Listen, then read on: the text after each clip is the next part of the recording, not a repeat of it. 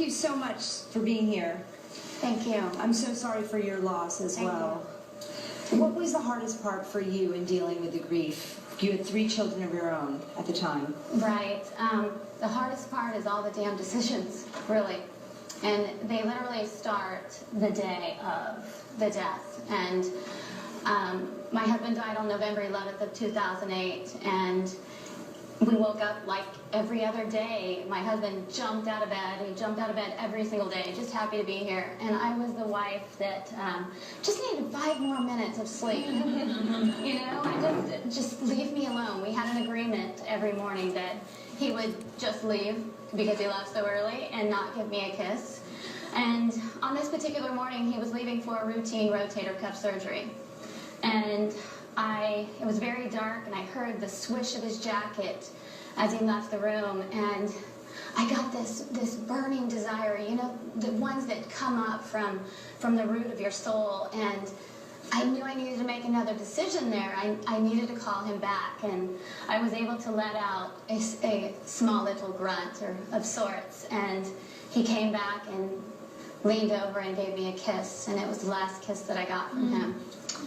And a couple hours later, I got the call that nobody wants to get. And it was a nurse on the other end telling me that my husband had coded on the table. So I decided again at that point that I was going to continue to have hope. He was still alive. And for 8 hours, I held on to that hope.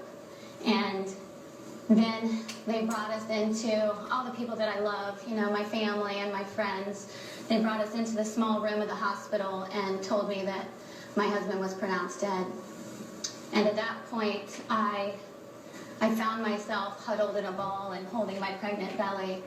And I had one of those out-of-body experiences where you literally see yourself, like in the movies, looking down at myself, and I hated it. I did not like the feeling. It was dark. It was lonely. It was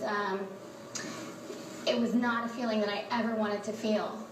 And I heard my father-in-law's voice say 2 words, my grandbabies. And I made the decision right then that I was going to do something, that I was going to make some good things come out of this. And I made the decision. How?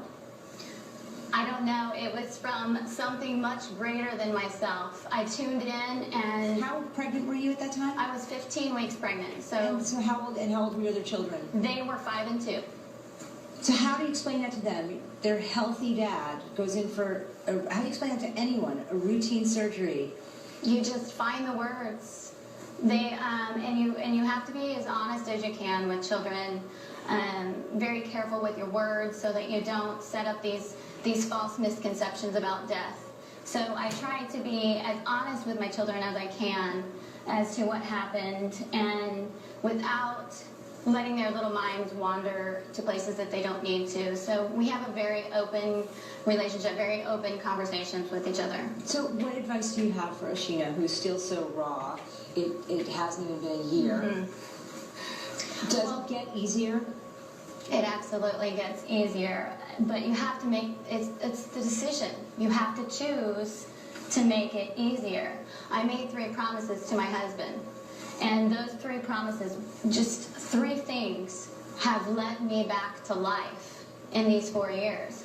And now I get to use those 3 promises for other people and my clients. What are those promises? Those promises are that I was going to love like I had never known love before. Never willingly holding back on it. All those times where I wanted to say something, where I wanted to reach out, where I wanted to stop him as he left the room, I was determined to do that. And my second promise is that I was going to be stronger than I ever knew possible. And what that meant was that I was going to be fit in mind, body, and spirit, so that I wasn't a mother who was having to chase after her kids, you know, wondering what they're doing, what's going on. I needed to be ahead of my kids. I wasn't going to get any younger. And my third promise is that I was going to live.